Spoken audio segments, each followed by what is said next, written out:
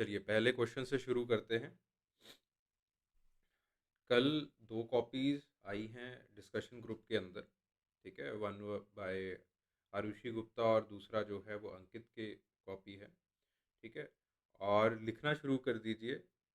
अगर आप चाहते हैं दैट यहाँ पे पहले जो है वो पुराने क्वेश्चंस का डिस्कशन हो जाया करे, आपकी कॉपीज़ का डिस्कशन हो जाया करे, वो भी कोई दिक्कत वाली बात नहीं है, ठीक है? बाकी मैं इसकी कॉपी, ये जो कॉपीज़ हैं इनको इवैल्यूएट करके और जो भी इसमें कॉपीज़ में आपके टेक अवेज़ हैं वो मैं आपके साथ डिस्कस कर लूँगा। पहले क्वेश्चन से शुरू करते हैं। Explain the impact of feminist movement on the universality of marriage and family structure. ठीक है, सबसे पहले जब ऐसा क्वेश्चन पूछा जाता है, जब ऐसा एनालिटिकल क्वेश्चन पूछा जाता है, तो उसका जो मीनिंग है वो समझ लिया जाएगा। ठीक है, तो ये क्वेश्चन क्या कह रहा है कि फेमिनिस्ट मूवमेंट्स का क्या इम्पैक्ट पड़ा है मैरिज की यूनिवर्सैलिटी के ऊपर। ठीक है, यूनिवर्सैलिटी का मतलब क्या है कि जो हमारा मैरिज का नोशन है कि आपके पास मैरिज के अंदर एक जो है वो मेल होगा और एक जो है वो फीमेल होगी, ठीक है, और this is the legal marriage. क्या ये जो लीगल मैरिज है और ये नोशन जो हम यूनिवर्सल मैरिज का लेके चल रहे हैं कि हर किसी की शादी होगी, और अगर वो लड़का है तो एक लड़की के साथ शादी होगी, लड़की है तो एक लड़के के साथ शादी होगी। This is what universality of marriage means. Universality. Voice नहीं आ रही है? नहीं यार, ऐसे तो मत कहो। तो आपके पास जो है, ओके ओके सैम, थोड़ा सा चेक करो इसको, ठीक है? तो बेसिकली यूनिवर्सैलिटी ऑफ मैरिज का मतलब क्या है कि ये एक यूनिवर्सल इंस्टीट्यूशन है, और इस इंस्टीट्यूशन के अंदर आपके पास एक लड़का और लड़की होने वाले हैं। This is what universality of marriage means. ठीक है, कि हर किसी की शादी होने वाली है सोसाइटी के अंदर, और अगर लड़का है तो एक लड़की के साथ, लड़की है तो एक लड़के के साथ शादी होगी। This is what it means. ठीक है, and family structure. Family structure मतलब क्या इम्पैक्ट पड़ा है फेमिनिस्ट मूवमेंट का फैमिली स्ट्रक्चर के ऊपर। ठीक है, जैसे पहले जो है वो हमारे जो इंडियन फैमिली स्ट्रक्चर, अगर हम टिपिकल इंडियन फैमिली स्ट्रक्चर देखें, so it is the joint family. ठीक है, जिसके अंदर जो है वो एटलीस्ट आप ग्रैंड पेरेंट्स तक वर्टिकली सोच सकते थे। ठीक है, अब फेमिनिस्ट मूवमेंट्स का पर से क्या इम्पैक्ट पड़ा है फैमिली स्ट्रक्चर के ऊपर, तो ये क्वेश्चन आपको दो डायमेंशंस में चीज़ों को एनालाइज करने के लिए कह रहा है। Feminist movements impact on universality of marriage, ठीक है, universal notion of marriage, as well as the universal structure of marriage. ठीक है, और फिर जो है वो आपके पास फैमिली स्ट्रक्चर। तो दो डायमेंशंस के अंदर आपको इस क्वेश्चन को सॉल्व करना है। ठीक है, चलिए क्वेश्चन को सॉल्व करिए। एंड फिर जो है वो this question it carries about 15 marks. ठीक है, 11 मिनट के अंदर इस क्वेश्चन को आपको सॉल्व कर लेना चाहिए, 11-12 मिनट के अंदर। ठीक है, एटलीस्ट लगा के चलो, तभी जो है वो 13-14 में चीज़ें कंप्लीट होती हैं। ठीक है, तो इसका टारगेट रखिए कि आपको जो है वो 10 से 11 मिनट के अंदर अंदर सॉल्व करना है। ठीक है, तो your timer it starts now. ठीक है, और 11 मिनट के बाद I will again open up the window, और फिर जो है वो इसका डिस्कस, जो आंसर है उसका डिस्कशन किया जाएगा। ओके, आंसर को थोड़ा सा मैं वाइडली डिस्कस करता हूँ, ताकि आपके जो भी कंसेप्ट्स हैं, जो भी आपके वीक एरियाज हैं, वो भी कवर हो जाएं। ओके, चलिए। सो सबसे पहले हम फेमिनिस्ट मूवमेंट को देखते हैं। That feminist movements they are the socio political movements जो कि विमेन राइट्स के लिए और इक्वालिटी के ग्राउंड्स के लिए जो है वो विमेन इक्वालिटी के लिए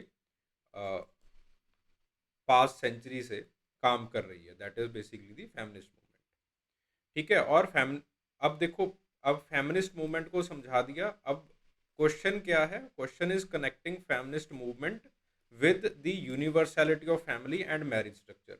अब ये चीज़ भी इंट्रोडक्शन के अंदर आनी चाहिए, ठीक है। तो फिर अगले ही स्टेटमेंट के अंदर हम लिखते हैं that one of the major impact has been on the traditional concept of marriage and family structure, ठीक है। तो एक बहुत आसान सा तरीका होता है बहुत ही इफेक्टिव इंट्रोडक्शन का, वो है कि जो भी आपके कीवर्ड्स हैं, आप इन कीवर्ड्स को पकड़ो, ठीक है, और जो क्वेश्चन का सेंस है उसके साथ मिलाओ और चीज़ों को रीफ्रेज करते हुए लिख दो। अगर कुछ भी समझ में नहीं आ रहा है इंट्रोडक्शन कैसे करना है क्या नहीं करना है, एक्सेट्रा एक्सेट्रा एक्सेट्रा, तो ये बहुत ही इफेक्टिव वे होता है। जर्नल स्टडीज़ के अंदर भी ये काम चल जाता है, एंथ्रो के अंदर पर्टिकुलरली आपके ये ऑप्शनल के अंदर भी ये जो है वो काम बढ़िया से चला देता है, ठीक है। तो पहले जो है वो आपने देखा कि फेमिनिस्ट मूवमेंट, हमने थोड़ा सा इसको डिफाइन कर दिया कि फेमिनिस्ट मूवमेंट का एम ये है दैट इट स्ट्राइव्स और fights for the equality of women, ठीक है, इन डिफरेंट इंस्टीट्यूशंस। फिर उसके बाद हमने ये बता दिया that this fight for equality या फिर जो फेमिनिस्ट मूवमेंट्स हैं, they have impacted the universality of marriage and family structure, ठीक है। इंट्रोडक्शन के अंदर कुछ नहीं किया है, सिर्फ चीज़ों को हमने रीफ्रेज करके लिख दिया है, ठीक है। अक्सर बच्चे जो है वो फेमिनिस्ट मूवमेंट का पूरा कच्चा चिट्ठा लिखना शुरू कर देते हैं, इसकी ज़रूरत नहीं है। आपको क्वेश्चन को रीफ्रेज करो, आपका इंट्रोडक्शन रेडी हो जाएगा, ठीक है। फिर उसके बाद this is some extra information, ठीक है, लिखने की आपको आंसर के अंदर ज़रूरत नहीं है, बट ऐसे आपको साइनॉप्सिस के अंदर काफ़ी चीज़ें मिलने वाली हैं, because again I want to give you that material कि अगर जिसको आप पढ़ो, कल को कोई रीफ्रेज करके क्वेश्चन पूछे तो आप उसको जो है वो कर पाओ। सो पहले जो है वो प्री फेमिनिस्ट एरा के अंदर बेसिकली मेल जो है वो ब्रेड विनर हुआ करता था और फीमेल जो है वो होम मेकर हुआ करती थी। यही जो है वो मैरिज और फैमिली का एक पैट्रियार्चिकल सा जो है वो स्ट्रक्चर हुआ करता था।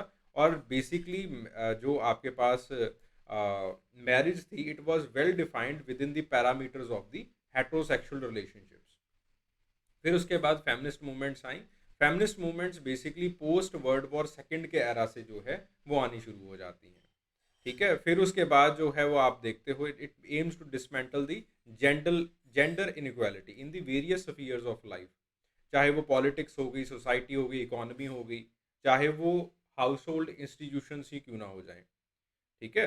तो बेसिकली जो है वो आपके पास फेमिनिस्ट मूवमेंट्स ने ये जो है वो काम किया, एंड इवेंचुअली ऑब्वियसली जब आप जेंडर इक्वालिटी के लिए स्ट्राइव कर रहे हो तो सबसे पहले जेंडर इनइक्वालिटी आपकी फैमिली और मैरिज के अंदर ही दिखाई देती है, तो उसको भी जो है वो इसने चेंज किया है, ठीक है। फिर हम इम्पैक्ट्स के ऊपर आते हैं। अब देखो, बच्चे इन लोगों को पता नहीं क्यों नहीं लिखते हैं। Sherry Ortner, Leacock, Judith Butler, ठीक है, Gayle Rubin, they are feminist thinkers, ठीक है, इनके नाम लिखने बहुत ज़रूरी है। अगर मैं कहूँ कि what is the impact of urbanisation on tribals, ठीक है, और आप एलपी विद्यार्थी ना लिखो तो मुझे बहुत अजीब सा लगेगा कि भाई मैंने एलपी विद्यार्थी के पर्सपेक्टिव से चीज़ों को जानना था, ठीक है, because urban anthropology in India LP विद्यार्थी का बहुत बड़ा काम है। सिमिलरली पेपर फर्स्ट के अंदर लेट से मैं पूछ रहा हूँ कि ग्लोबलाइजेशन का क्या इम्पैक्ट पड़ा है इंडिजिनस सोसाइटी के ऊपर, और आप ऑस्कर लेविस के बारे में नहीं लिख रहे हो, ठीक है, आप उस असिमिलेशन के बारे में नहीं लिख रहे हो, कल्चरल असिमिलेशन के बारे में नहीं लिख रहे हो, तो भाई बहुत अजीब सा लगता है, ठीक है। सिमिलरली जब फेमिनिस्ट मूवमेंट की बात हो रही हो और फेमिनिस्ट मूवमेंट का क्या इम्पैक्ट पड़ा है फैमिली स्ट्रक्चर के ऊपर या फिर मैरिज की यूनिवर्सैलिटी के ऊपर, तो वहाँ पे इन फेमिनिस्ट थिंकर को लिखना जरूरी है जिन्होंने फेमिनिज्म के ऊपर अच्छा काम किया है, ठीक है, जिन्होंने विमेन इक्वालिटी के ऊपर सोशोलॉजी में, एंथ्रोपोलॉजी में बढ़िया काम किया, ठीक है। तो आपके पास जो है वो शेरी बी ऑटनर ये कहती हैं दैट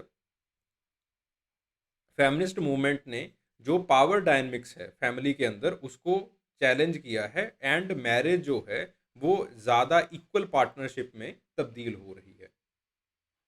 ठीक है? सो ऊपर जो मैंने यहाँ पे लिखा है दैट इज़ द मेथोडोलॉजी। ठीक है, इसको एक बार पढ़ लेना। तो basically she propose that the women association with nature and men's association with culture it has led to the gender inequality. ठीक है, शेरी बी ऑर्टनर बेसिकली एंथ्रोपोलॉजिस्ट हैं, वो कहती हैं कि अगर आप कंपैरिजन करें हॉर्टिकल्चरल सोसाइटी का और मॉडर्न जो सोसाइटीज़ हैं उनका, तो आपको इवेंचुअली ये देखने को मिलेगा कि जो मेन का एसोसिएशन है वो ज़्यादा कल्चर के साथ है आजकल, क्योंकि हम बाहर जाते हैं जो है वो इंस्टीट्यूशंस में पैसा कमा के लेके आते हैं, तो पैसा वगैरह सारी चीज़ें जो है वो हमारे पास हो जाती हैं।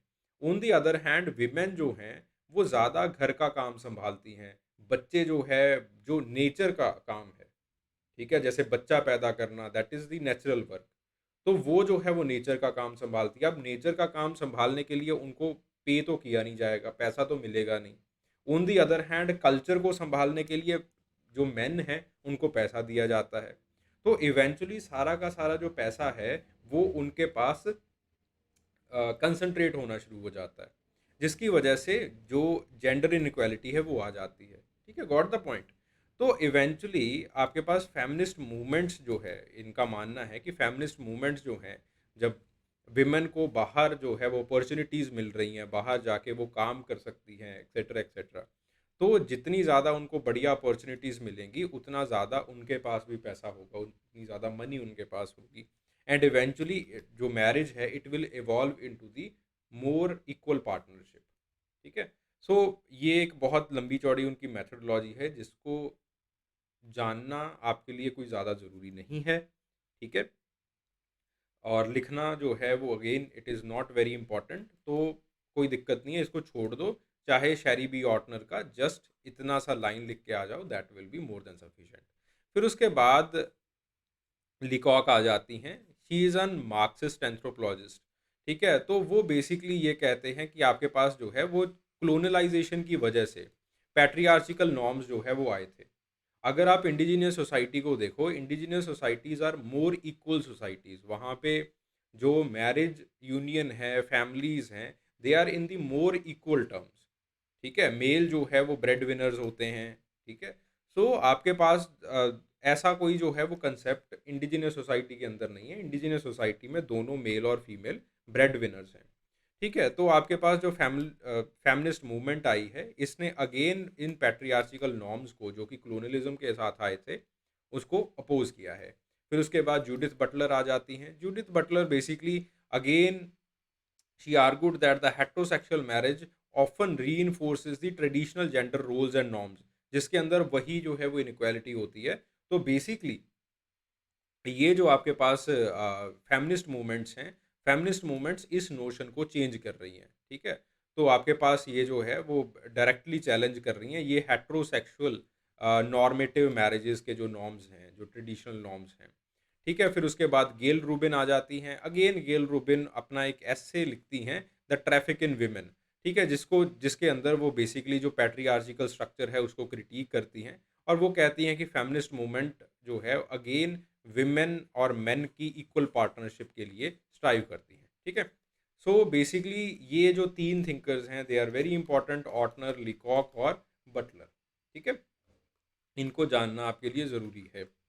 फिर उसके बाद ये तो बात आती है कि फैमिली जो मैरिज है वो किस तरह से चेंज हो रही है। ठीक है, कि एक जो हेट्रो नॉर्मेटिव मैरिज है उसको चैलेंज मिल रहा है, जो आपके पास ट्रेडिशनल स्ट्रक्चर्स थे मैरिज के उसको चैलेंज मिल रहा है, पैट्रियार्चिकल नॉर्म्स हैं मैरिज के अंदर उसको चैलेंज मिल रहा है। ठीक है, सो ये सारी चीज़ें जो है वो आप लिखेंगे। फिर उसके बाद जो है what is the impact on the family structure, तो इसके अंदर जो है वो मैरलिन स्टेथन कहती हैं, तो उनका काम जो है वो पापा न्यू गिनी के अंदर सबसे ज़्यादा है। तो उनका मानना है that with the impact of the feminist movements, the definition of family it has broadened to include the single parent families, LGBTQ plus families, childless couples. ठीक है, और बहुत सारी फैमिलीज जो हैं वो फैमिली के दायरे में आ रही हैं। एक जो नॉर्मेटिव ट्रेडिशनल फैमिली हुआ करती थी, सिर्फ उतना सा डेफिनेशन नहीं रह गया है। फिर उसके बाद मिशेल रोसाल्डो हैं। मिशेल रोसाल्डो बेसिकली वही बात कहती हैं जो ट्रेडिशनल डिवीजन ऑफ लेबर था फैमिली के अंदर, वो अब और ज़्यादा फ्लेक्सिबल हो चुका है। Now we are striving for more flexible gender norms. फिर उसके बाद डेविड श्नाइडर जो हैं, वो कहते हैं कि अब जो फैमिली ऑर्गेनाइज हो रही है, that is around the notion of love, जिसको आप प्यार करते हो। अब वो चाहे आपके साथ जीनोलॉजिकली यानी कि ब्लड रिलेशन के साथ कनेक्टेड हो या ना हो, it will not impact much. ठीक है। तो जो आपके साथ प्यार के संबंध के साथ जो है वो कनेक्टेड हो जाता है, वो जो है वो फैमिली के नोशन के अंदर जो है वो आ जाता है। ठीक है। फिर उसके बाद एनेट वीनर आती हैं। Annette Weiner again, Annette Weiner ने बेसिकली ट्रोब्री एंड आइलैंडर्स जो मलिनोस का काम था उसको काउंटरपोज किया था। ठीक है। तो एनेट वीनर आती हैं। एनेट वीनर अगेन वही बात कहती हैं कि जो नई फेमिनिस्ट मूवमेंट्स हैं और जो नए नज़रिए हैं जो कि हम हमें फेमिनिस्ट मूवमेंट्स ने दिए हैं, फैमिली को देखने के, मैरिज को देखने के। ठीक है। तो उसने विमेन को as a centre figure in the family structure वो जो है वो बनाया है। बच्चे अक्सर इस ऐसे जो क्वेश्चन के अंदर ऐसी चीज़ें लिखना स्टार्ट कर देते हैं जी, फेमिनिस्ट मूवमेंट ने तो सब खत्म कर दिया, तबाह कर दिया, डाइवोर्स रेट्स जो है वो बढ़ गए, एक्सेट्रा एक्सेट्रा एक्सेट्रा। भाई ठीक है, एक आध पॉइंट इसका लिख सकते हो, बट इंटायरली जो है वो आप नेगेटिव कोनोटेशन दे देते हो हर एक चीज़ को। ठीक है, ऐसा नहीं करना है। पहली बात, आपके पास एक क्रक्स पर्सपेक्टिव होना चाहिए। जैसे ये क्रक्स पर्सपेक्टिव्स हैं, शैरी बी ऑटनर का पर्सपेक्टिव है, लिकॉक का पर्सपेक्टिव है, जूडिथ बटलर का पर्सपेक्टिव है, गेल रूबिन का पर्सपेक्टिव है, होना चाहिए ऐसा आपके पास। ठीक है। तो अगर नहीं है तो भाई आपकी जो है वो दिक्कतें हैं इसमें। अब ठीक है। तो आपके पास जो है then case study, you can just read it out. ठीक है। फेमिनिस्ट मूवमेंट ने जो है वो नॉर्डिक कंट्रीज के अंदर किस तरह से जेंडर इनक्वालिटी को किया है, अपोज किया है। ठीक है। फिर उसके बाद जो है वो आपके पास, सॉरी, ठीक है, फिर उसके बाद जो है वो आपके पास इंडिया जैसी सोसाइटीज़ के अंदर अगेन जो आपके पास पैट्रियार्चिकल चीज़ें थी, जैसे सॉरी, जैसे आपके पास जो है डोरी के नॉर्म्स थे, एक्सेट्रा एक्सेट्रा। ठीक है, उनको चैलेंज किया जा रहा है। ओके। सो लेकिन अभी भी जो है debate it continues over the issues of the gender role. ठीक है, कि आपके पास बाइनरी जेंडर रोल्स होने चाहिए, नॉन बाइनरी जेंडर रोल्स होने चाहिए, ब्रेड विनर कौन है कौन नहीं है, एक्सेट्रा एक्सेट्रा। ठीक है। फिर जो है उसके बाद you can conclude. Got the point. ठीक है जी। किसी को किसी तरह को डाउट हो वो पूछ सकता है।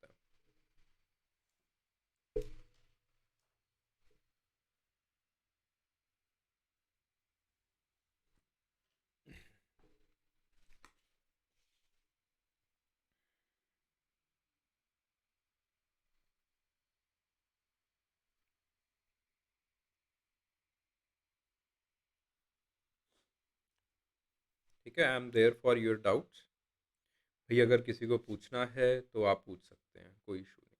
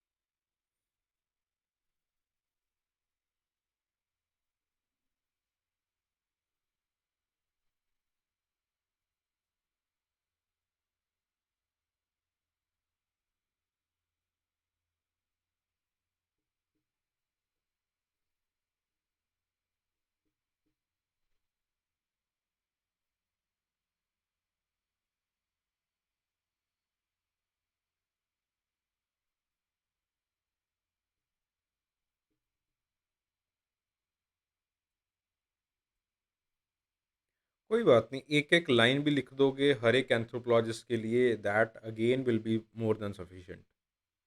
ठीक है? एक-एक लाइन भी लिख दोगे। अगेन इट डिपेंड्स अपॉन कि कितना जो है वो आपके पास स्पेस बचा हुआ है। नहीं, इतने सारे एंथ्रोपोलॉजिस्ट के नेम मेंशन करने ज़रूरी नहीं हैं, लेकिन पर्सपेक्टिव समझो सबके। अगर आप सच में चाहते हो कि एंथ्रोपोलॉजी के अंदर आपके मार्क्स आएँ, तो जो यहाँ पे शैरी ऑटनर वगैरह, इन सबके पर्सपेक्टिव समझने बहुत ज़रूरी है, कि इनका पर्सपेक्टिव है क्या? चाहे आपको एक सिंपल आउटलाइन पता हो, इन चीज़ों को, इन केस स्टडीज़ को, इन पर्सपेक्टिव्स को आप बहुत सारे क्वेश्चंस के अंदर यूज़ कर सकते हो। चाहे वो ट्राइबल का क्वेश्चन आया हो। अब देखो, ग्लोबलाइज़ेशन की वजह से या फिर ट्राइबल मैरेजेस के ऊपर क्या इम्पैक्ट पड़ रहा है, ठीक है? कुछ भी ऐसा क्वेश्चन आए, या फिर कोलोनलाइज़ेशन की वजह से ट्राइबल मैरिज के ऊपर क्या इम्पैक्ट पड़ा। मैं I will not be surprised अगर ऐसा क्वेश्चन आता है। तो वहाँ पे क्या आप एल्नोर लिकॉक का पर्सपेक्टिव नहीं लिख सकते? लिख सकते हो ना। So you got something extra. इस चीज़ के लिए स्ट्राइव करो, ठीक है? तो अगेन आप जो है वो इन चीज़ों को आप लिख सकते हो, ईज़िली लिख सकते हो, ठीक है? फिर उसके बाद जो है वो मैर्लिन स्टेथन का पर्सपेक्टिव नहीं क्या लिख सकते, ठीक है? Obviously you can write that. तो इन चीज़ों को पढ़ो, इन चीज़ों को एक बार समझने की कोशिश करो, ठीक है? 2-3 बार पढ़ोगे, आपको ऐसा लगना शुरू हो जाएगा कि ये आपके कोई जो है वो सगे-संबंधी हैं, यार दोस्त हैं ये आपके, ठीक है? अगर ये सोच के पढ़ोगे कि मुझे इतने रट्टा मारना पड़ेगा, तो कभी रट्टा नहीं लगेगा। समझ के करने की, इंटरेस्ट से करने की कोशिश करो, ठीक है? In this type of questions. देखो, अगर 15 मार्क्स का आता है तो भाई 2 लाइन्स तो लिख सकते हो, तो उसमें कोई इश्यू नहीं है, ठीक है? 3 एंथ्रोपोलॉजिस्ट लिखने हैं, उनके व्यू पॉइंट्स लिखने हैं, 2 लाइन अगर लिख भी दोगे तो क्या ही दिक्कत है, ठीक है?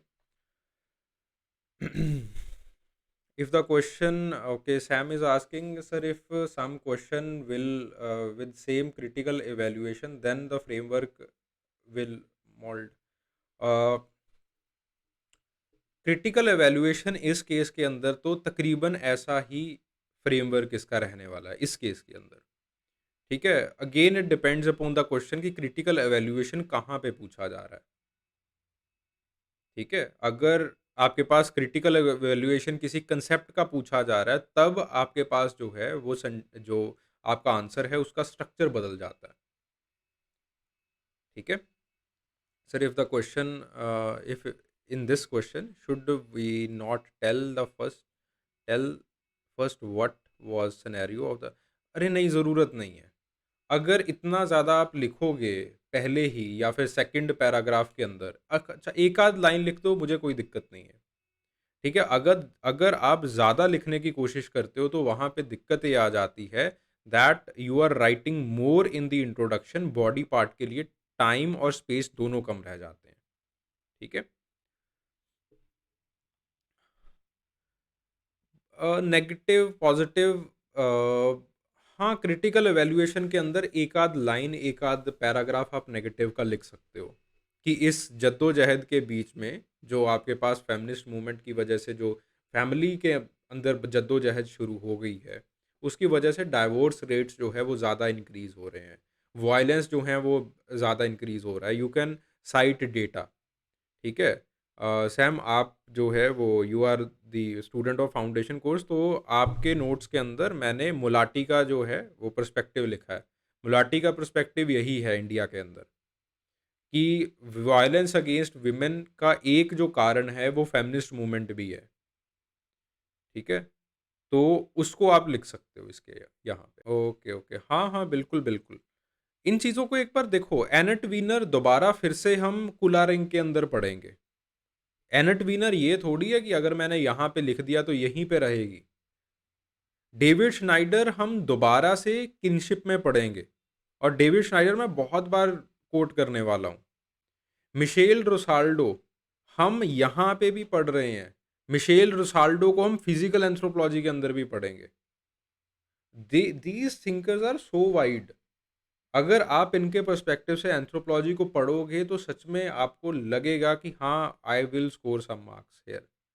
ठीक है, हाँ कर सकते हो, कोई इशू नहीं है। But again it should not be more than one sentence. आप लिख सकते हो कि हाँ, पब्लिक स्फीयर के अंदर इंक्रीज हुआ है, नोबेल प्राइज जो है वो एस्टर डुफ्लो के बारे में लिख दो भाई। ठीक है, तो कुछ भी ऐसे लिख सकते हो, but again it should not be more than one sentence. ठीक है, ऐसा नहीं होना चाहिए कि भाई पूरा पैराग्राफ भर दिया इस चीज का। Got the point? ठीक है जी, आगे चलें। चलो, next question, marriage regulations and alliance theory. अगर कोई भी क्वेश्चन आता है तो भाई पूछ लिया करो बीच में से। ठीक है, कोई दिक्कत नहीं है, कोई इशू वाली बात नहीं है। Okay, marriage regulations and alliance theory. अब देखो, एंड का मतलब ये नहीं है, again I am repeating my self, कि पहले मैरिज रेगुलेशन क्या है उसको लिख दो, फिर अलायंस थ्योरी क्या है उसको लिख दो। एंड का मतलब ये बिल्कुल भी नहीं है। एंड का मतलब होता है रिलेशनशिप बिटवीन। ठीक है, अलायंस थ्योरी ने मैरिज रेगुलेशंस को किस तरह से समझाया है ये लिखना है यहाँ पे। तो ऐसे क्वेश्चंस जो हैं दे आर हाईली इंटरप्रेटिव। अगर सब्जेक्ट मैटर के बारे में कुछ पता होता है तभी आप ऐसे क्वेश्चंस कर पाते हो, नहीं तो बहुत दिक्कत आ जाती है। ठीक है, सो देखो, ऐसे क्वेश्चंस के अंदर ना एक जो है वो आपको एक बहुत ही कांस्टेंट सा कंसेप्ट मिलेगा, और एक जो है वो आपको थोड़ा सा वेरिएबल चीजें मिलेंगी। ठीक है ना? जैसे alliance theory, it's a concept that is given by whom? Levy Strauss. ठीक है, लेवी स्ट्रॉस ने एक अलायंस थ्योरी दी। वो अलायंस थ्योरी कॉन्स्टेंटली आपको ये समझाती है कि दो सोसाइटीज के बीच में या फिर दो फैमिलीज के बीच में, दो ग्रुप्स के बीच में किस तरह से अलायंस बन रहा है। ठीक है, और वो अलायंस बनाने के दो मेजर तरीके बताती है। पहला तरीका है थ्रू ट्रेड, जिसको वो लेवी स्ट्रॉस खुद जाके इग्नोर कर देते हैं कि अच्छा ट्रेड होता है, गुड्स और सर्विसेज इधर उधर होती हैं, हाँ ये ठीक है। ठीक है, बट लेवी स्ट्रॉस का जो ज़्यादातर एक ध्यान रहता है, that is own the marriage. ठीक है, कि किस तरह से आपके पास विमेन एक्सचेंज हो रही हैं, विमेन का फ्लो कैसे हो रहा है। ठीक है, तो अलायंस थ्योरी जो है वो अल्टीमेटली आपको ये बताती है कि किस तरह से मैरिज या फिर विमेन का फ्लो किस तरह से चल रहा है। ठीक है, और अलायंस थ्योरी बेसिकली आपके पास दो तरह की सोसाइटीज को समझाती है, दो तरह की सोसाइटीज के अंदर अलायंस कैसा हो रहा है उस चीज को समझाती है। एक जो है वो क्लोज्ड सोसाइटी, दूसरी है ओपन सोसाइटी। ओपन सोसाइटी के अंदर वो कहते हैं कि ओपन सोसाइटी में ये बताया जाता है कि किसके साथ आपको शादी नहीं करनी, टैबूज के बारे में बताया जाता है। यहाँ पे नेगेटिव रूल्स, नेगेटिव रूल्स जो है वो लागू होते हैं। ऑन दी अदर हैंड जो क्लोज सोसाइटीज़ है उनके अंदर पॉजिटिव रूल्स लागू होते हैं। यहाँ पे ये बताया जाता है हु आर प्रेफर्ड मेट्स। ठीक है, किसके साथ अब प्रेफरेंस है हमारी। ओके, तो आपके पास अब अलायंस थ्योरी क्या कर रही है, मैरिज रेगुलेशंस को समझा रही है, तो इसी चक्कर को आपको समझाना है यहाँ पे। Got the point? अगेन, जो ये एंड है, इट डज नॉट मीन कि पहले मैरिज रेगुलेशन बताओ कि क्या होती है, फिर उसके बाद अलायंस थ्योरी बताओ। एंड का मतलब होता है कि इन दोनों के बीच में रिलेशनशिप समझाओ। यानी कि आपको क्वेश्चन को पहले बहुत आराम से इंटरप्रेट करना है, फिर उसके बाद क्वेश्चन को आपको सॉल्व करना है। ठीक है, ऐसे आंखें बंद करके लप्पा नहीं लगाना। Got the point? ठीक है, तो try to solve this question. इस क्वेश्चन को काफ़ी थॉरोली मैं समझाऊंगा, पढ़ाऊंगा आपको। ठीक है, बट टेक अबाउट 8 मिनट्स और 7 odd minutes to solve this question. ठीक है, कोई भी दिक्कत आती है, कोई भी इशू आता है, ग्रुप में आप पूछ सकते हैं। चलिए, so alliance theory it was presented by Levi Strauss. ठीक है, उनकी किताब आई थी एलिमेंट्री डे ला पेरेंटे। ठीक है, ज़रूरत नहीं है इस शब्द को याद करने की, elementary structures of the society, that is it. Okay? उसके अंदर दिस इज़ द क्रक्स, ठीक है? ये क्रक्स है कि किस तरह से अलायंस थ्योरी मैरिज रेगुलेशंस जो है वो बना रही है। सो अकॉर्डिंग टू हिम जो एक्सचेंज है उसकी एक पॉजिटिव सोशल वैल्यू होती है, ठीक है? और सबसे पहले जो एक्सचेंज है वो आपके पास फूड के अंदर, गुड्स के अंदर, सर्विसेज के अंदर और विमेन के अंदर स्टार्ट हुआ। एंड दिस एवरीथिंग, खास करके जो एक्सचेंज है विमेन के अंदर जो एक्सचेंज शुरू हुआ, it it started from the incest taboo. ठीक है? इंसिस्ट टैबू क्यों आया? बिकॉज बाइनरी अपोजिशंस बनने स्टार्ट हो गए थे, और बाइनरी अपोजिशंस किसके बीच में बने थे? कंसैंग्यूनिटी और एफिनिटी के बीच में। ठीक है? क्रक्स समझा दिया हमने। ठीक है, दैट इज इट। ओके, इतनी ही चीज़ें आपको बेसिकली याद रखनी है, और इतना ही सिस्टमेटिक वे के अंदर जो है वो आपको चीज़ों को याद रखना है। एक्सचेंज का पॉजिटिव सोशल वैल्यू है, इन लेवल्स के ऊपर एक्सचेंज आया, फूड, गुड्स, विमेन, सर्विसेज, ठीक है?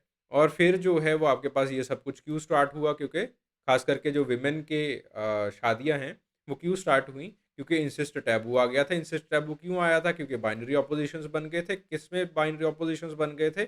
कंसैंग्यूनिटी और एफिनिटी के बीच में। That is it. ठीक है? कुछ भी नोट बनाते हो, कुछ भी करते हो, जो भी आपका एक थॉट प्रोसेस है, फ्लो ऑफ थॉट्स है ना, उसको बना लिया करो अच्छे से, कि अच्छा इसके बाद ये है, इसके बाद ये है, ये है, ये है। तो कभी भी जो है वो ज़्यादा टाइम नहीं लगने वाला है। जब क्वेश्चंस का इंटरप्रिटेशन करोगे तो भी जो है वो आपको बहुत ज़्यादा सहायता मिलेगी इसमें। ओके, चलिए। सो फिर उसके बाद जो है वो आपके पास, बिकॉज कंसैंग्यूनिटी और एफिनिटी के बीच में बाइनरी ऑपोजिशंस बन चुके थे, तो लोगों ने शादियां करनी स्टार्ट की, और पहली जो मैरिजेस स्टार्ट हुई देवर द प्रेफरेंशियल मैरिजेस। ठीक है? तो आपको ये भी आ सकता है alliance theory and preferential marriages. ठीक है? जिसके अंदर आप इसको नहीं लिखोगे, सिर्फ इस चीज को लिखोगे। ठीक है? आपको ये भी आ सकता है Levi Strauss and preferential marriages. How, according to Levi-Strauss, preferential marriages they were performed? ठीक है? Got the point?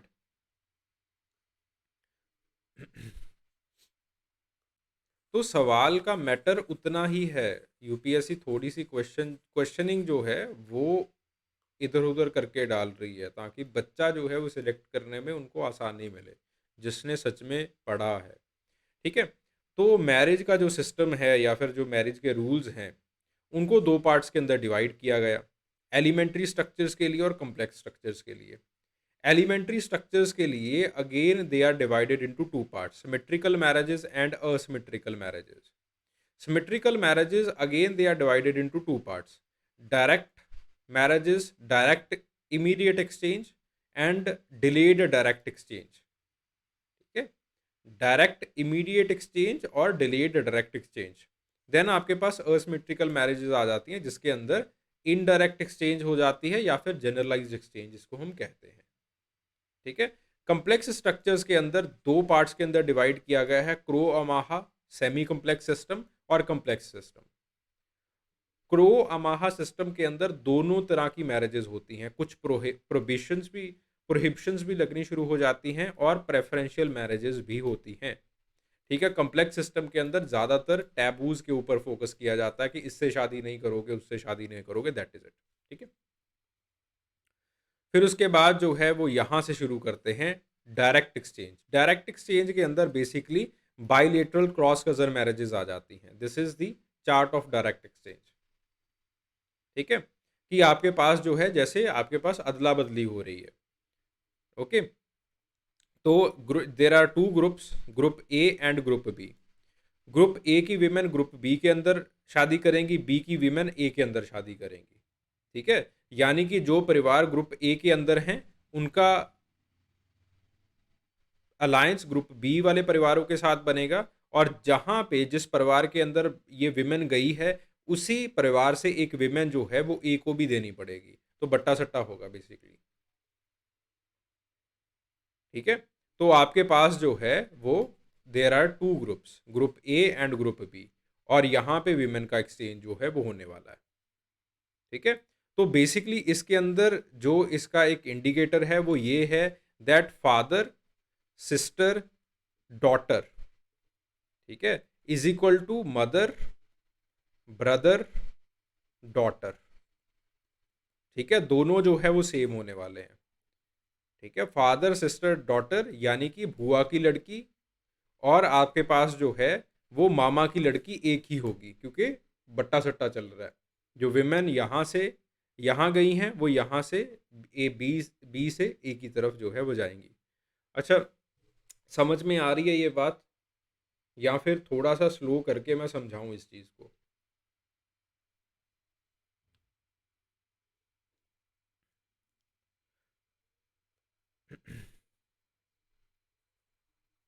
एक बार मुझे बता दो ग्रुप के अंदर कि इसको अच्छे से करवाऊं, या फिर आपने कर रखा है, जस्ट इसको ओवरव्यू दे के मैं आगे निकल जाऊं। बता दो एक बार अच्छी तरीके से, क्योंकि अगर ये ही नहीं किया है तो आपने किया ही क्या है।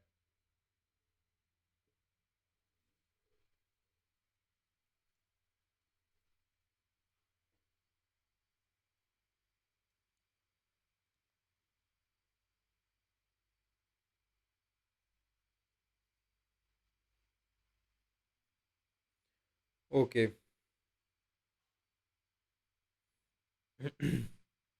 देखिए, so there are two groups,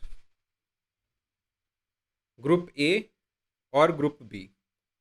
ठीक है, और ये जो है दिस इज द ईगो, ये आप हो। ठीक है, ये जो है वो आपके फादर और मदर हैं। ठीक है, ओके। तो बेसिकली जो मदर है, ये जो है वो मदर के ब्रदर हैं। ठीक है, और आपके पास जो है ये फादर हैं, और ये जो है वो फादर की सिस्टर है। जो आपके फादर की सिस्टर है, उनकी शादी जो है वो मदर के ब्रदर के साथ होगी। This is the crux of this union. ठीक है जी, जो आपके पास फादर की सिस्टर है, यानी कि जो आपकी बुआ है, उसकी शादी जो है वो मामा के साथ होगी। ठीक है, फिर जो है वो आपके पास दोनों की अगेन बच्चे होते हैं। एक जो है वो जो भी,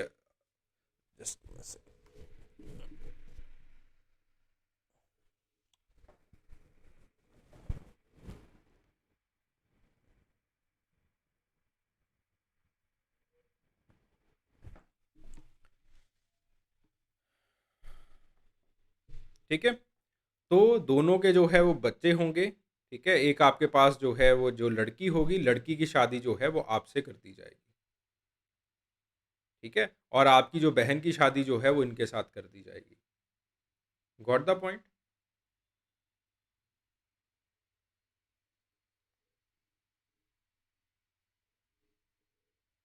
ठीक है, सो दिस इज इट।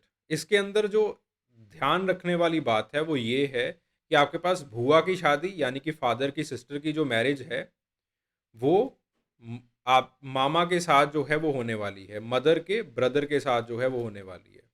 जब दोनों की शादी होगी तो इसका मतलब क्या है कि जो लड़की घर से बाहर जा रही है, यानी कि भूआ जा रही है, ठीक है, तो उधर से भी इधर से भी जो है वो आपके पास एक लड़की जो है वो आपके घर में आ रही है, जो कि मदर है। ठीक है, तो अगर आप यहाँ पे देखो, अगर आप इसको ईगो मान लो, तो ये जो होगी ये इसकी भुआ होगी। इस लड़के की भुआ जो है वो ये वाली होने वाली है। ठीक है, तो इसका मतलब क्या है कि दो फैमिलीज के बीच में एक्सचेंज चल रहा है। ओके, अगर आपके पास इधर से इधर विमेन जा रही है एक जनरेशन में, तो इधर में जो बी है उसको ए को भी सप्लाई करनी जो है वो पड़ रही है। ठीक है, so this is the direct exchange, and it translates into the bilateral cross cousin marriages. ठीक है जी, फिर उसके बाद बात आती है डिलेड डायरेक्ट एक्सचेंज की। Delayed direct exchange it happens in the patrilineal cross cousin marriages. Patrilineal cross cousin marriages के अंदर क्या होता है, let's say there are three groups. Group A, group B, group C. ठीक है? अगर एक जनरेशन के अंदर, दिस इज जनरेशन फर्स्ट, अगर एक जनरेशन के अंदर आपके पास विमेन का फ्लो इस साइड में होगा, तो जनरेशन सेकंड में विमेन का फ्लो जो है वो इस साइड में आने वाला है। ठीक है?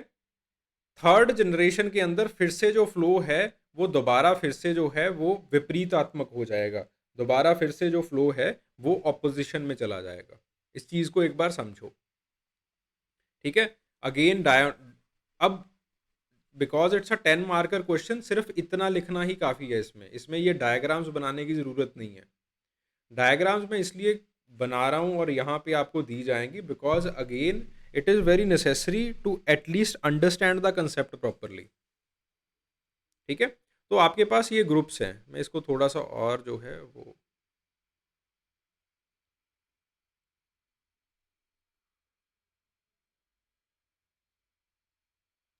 ठीक है भाई, नज़र आ रहा है ना सबको? So these are the groups, group A, group B, group C. ठीक है जी? तो आपके पास जो है, दिस इज द ईगो। ये भाई साहब जो हैं वो ये आप हैं। ईगो का मतलब होता है आप। ठीक है? आप अपने आप को यहाँ पे इमेजिन कर लीजिए। ये आपके मदर हैं, ये आपके फादर हैं। इसका मतलब होता है शादी, इसका मतलब होता है कंसैंग्यूनिटी। ठीक है? इसका मतलब है शादी।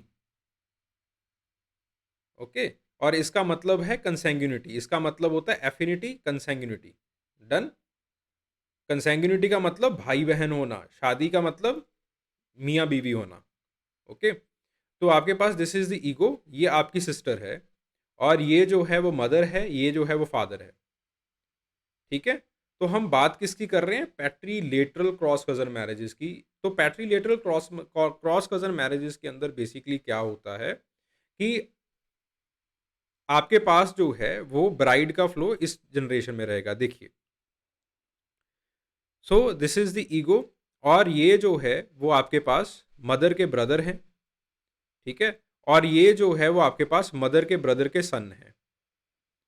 ठीक है? और अगर आप यहाँ पे देखिए, ये जो है वो फादर की सिस्टर है। ठीक है? फादर की सिस्टर की डॉटर जो है वो ये है।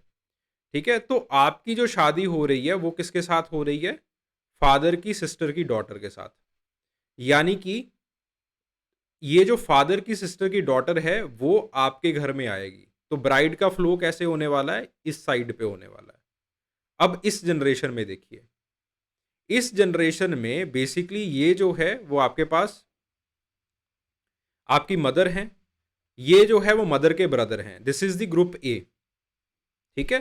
तो आपके पास ब्राइड का फ्लो कैसे होने वाला है? ये मदर हैं, फादर हैं, तो ब्राइड का फ्लो इस साइड के ऊपर आने वाला है, from group A to group B. फिर हम तीसरी जनरेशन में चलते हैं। तीसरी जनरेशन के अंदर हम देखते हैं कि अगेन आपके पास जो है आ, इन दोनों की शादी हो रही है। ये जो है वो इन दोनों के बच्चे हो गए, ये जो है वो मेल चाइल्ड हो गया, ये जो है वो फीमेल चाइल्ड हो गई। ठीक है? ये दोनों तो एक दूसरे के साथ ब्रदर सिस्टर है, और इसकी मैरिज कहाँ पे हो रही है? इसके साथ। तो जो आपके पास सॉरी, इसकी मैरिज जो है वो इसके साथ हो रही है, तो ब्राइड इस घर में आएगी। तो ब्राइड का फ्लो यहाँ पे। तो पहली जनरेशन में ब्राइड का फ्लो ऐसे चलता है, दूसरी जनरेशन में इस तरह से, तीसरी जनरेशन में इस तरह से। ठीक है? मैरिज देखिए, मैरिज कौन सी हो रही है? मैरिज आपके पास पैट्रीलिनियल और patrilateral cross cousin marriages. Cross cousin, cross का मतलब क्या है कि पेरेंट का जेंडर चेंज हो रहा है। आपके फादर कौन है? मेल। आपकी भूआ कौन है? फीमेल। आपकी भूआ की लड़की के साथ शादी होगी। पैरेलल कजन मैरिजेस के अंदर क्या होता है? चाचा की लड़की के साथ शादी होती है। ठीक है? Patrilateral, parallel cousin marriages, parallel cousin यानी कि जेंडर सेम रहेगा। आपका, आपके फादर का और चचा का जेंडर जो है वो सेम है, लेकिन भूआ का जेंडर डिफरेंट है, तो यहाँ पे क्रॉस कजन मैरिज। ठीक है? तो क्रॉस कजन मैरिजेस के अंदर बेसिकली जो फादर की सिस्टर है उसकी लड़की के साथ शादी हो रही है। तो ये देखो यहाँ पे इस तरह से लड़की का फ्लो है। ठीक है? और इधर बिकॉज फादर की जो शादी है वो ग्रुप ए में होनी है, तो इसकी बहन के साथ शादी होगी। तो आपका जो है वो फ्लो इस साइड पे रहेगा। तो पहली जनरेशन में अगर फ्लो इस साइड में है, दूसरी में इस साइड में, तीसरी में इस साइड में, इस तरह से जो है वो आपके पास मैरिज का या फिर अलायंस का फ्लो रहेगा। विमेन का फ्लो इस तरह से रहेगा। ठीक है, गॉट द पॉइंट, समझ में आ गई बात?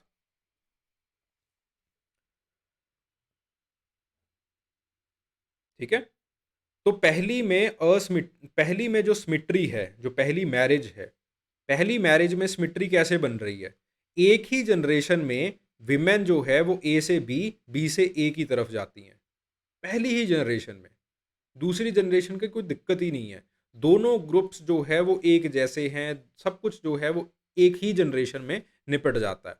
लेकिन यहाँ पे डिलेड डायरेक्ट एक्सचेंज, डिलेड का मतलब क्या है कि आपको वेट करना पड़ेगा एक जनरेशन का, फिर आप उस खानदान से अपनी जो है वो अगली बहू लेके आ सकते हो। ठीक है, डिलेड डायरेक्ट एक्सचेंज, वो आपके पास जो है वो इमीडिएट डायरेक्ट एक्सचेंज, एक ही जनरेशन में। डिलेड डायरेक्ट एक्सचेंज यानी कि अगली जनरेशन में होगा। ठीक है।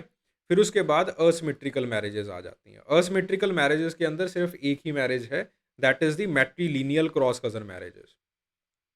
मैट्रीलिनियल क्रॉस कजन मैरिज के अंदर क्या होता है? मैट्रीलिनियल क्रॉस कजन, ठीक है, ये क्या है? Cross cousin. आपकी मदर का जेंडर क्या है? फीमेल। आपके मामा का जेंडर क्या होगा? मेल, यानी कि मामा की लड़की के साथ शादी होगी। ठीक है। तो अब यहाँ पे देखिए, आपके पास ये जो है वो आप हैं, दिस इज यू ईगो, ये मदर हैं, ये जो है वो फादर है। ठीक है। तो आपकी शादी किसके साथ होने वाली है? मामा की लड़की के साथ। मदर ब्रदर डॉटर, इसके साथ आपकी शादी हो गई। ठीक है। ये आपके फादर हैं, इनकी शादी जो है वो मदर के साथ हुई है। तो पहली जनरेशन में जो विमेन का फ्लो है वो कुछ इस तरह से रहा। दूसरी जनरेशन में विमेन का फ्लो दोबारा फिर से इस तरह से रहा। यहाँ पे आप देखिए, ये जो है वो आपका बेटा बेटी है, दिस इज योर डॉटर, और ये जो है वो आपके पास आप दिस इज योर सन। ठीक है, और ये जो है वो इनके सन रहे, और ये जो है वो इनके डॉटर। तो अगेन आपके पास विमेन का फ्लो कुछ इस तरह से। तो तीनों जनरेशन में विमेन का फ्लो ऐसे ही होने वाला है। ठीक है। It will result into the concentration of women. तो एक ही फ्लो के अंदर जो है वो विमेन का जो है वो इस तरह से फ्लो रहेगा। ठीक है। तो आपके पास जो है वो ए की विमेन बी में अगर जाएंगी, बी की विमेन सी में जाएंगी, तो सी की विमेन दोबारा फिर से ए में आ जाएंगी। So you will have this circular modelling. ठीक है, this is known as the circular modelling.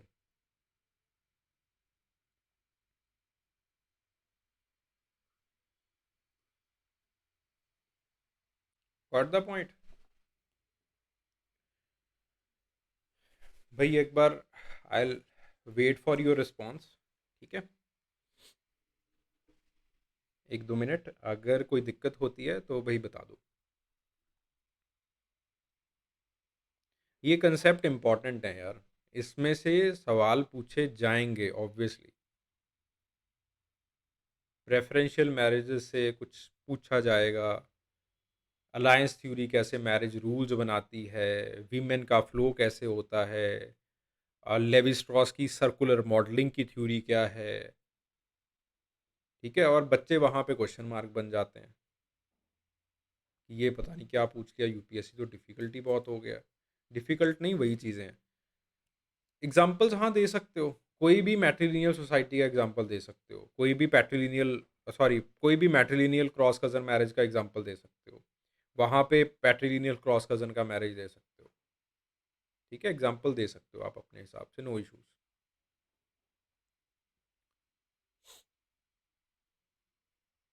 ठीक है, थ्योरी समझ में आ गई ना आपको? और डायग्राम ड्रॉ कैसे करना है ये मैं आपको समझा देता हूँ। ठीक है, डायग्राम ड्रॉ करना भी बहुत ईजी है।